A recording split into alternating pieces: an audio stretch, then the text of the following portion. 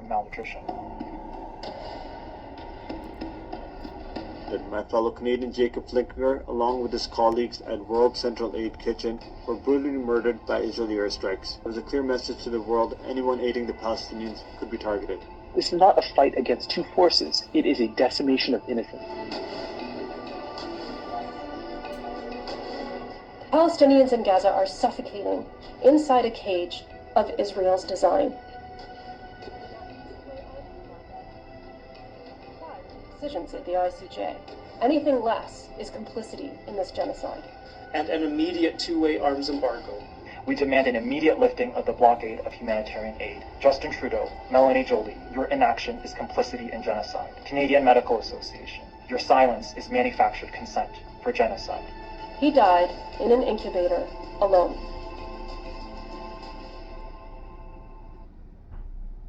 I am an eyewitness to genocide in Gaza.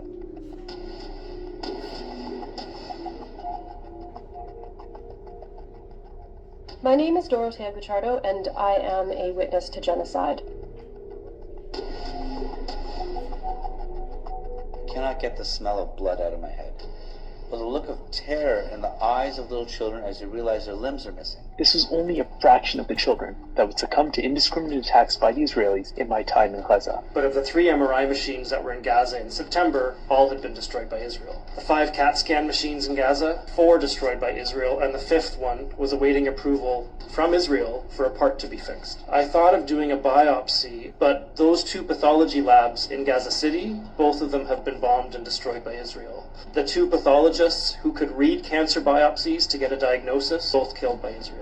She was 7 years old. It was during Ramadan. She was fasting. A piece of shrapnel penetrated her left chest wall as she faded away and died before us. I took care of a 3-year-old who was burned from head to toe. All the doctors could do was offer him Tylenol or ibuprofen. Nothing else was available due to the Israeli blockade. The first case of polio in 25 years in Gaza, and a 10-month-old child now has developed paralysis in the lower extremities. So this is genocide by weaponizing previously eliminated, highly infectious diseases to cause permanent disability and death. Food, clean water, shelter, especially for young children, were withheld intentionally to make the conditions in Gaza entirely unimaginably unlivable and unsurvivable for everyone. There are patients that could walk before and were no longer walking. There are patients that should have been walking due to their developmental milestones, but were not walking due to severe malnutrition. That my fellow Canadian Jacob Flinker, along with his colleagues at World Central Aid Kitchen, were brutally murdered by Israeli airstrikes. It was a clear message to the world: anyone aiding the Palestinians could be targeted. This is not a fight against two forces. It is a decimation of innocents. Palestinians in Gaza are suffocating inside a cage of Israel's design.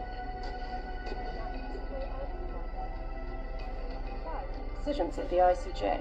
Anything less is complicity in this genocide.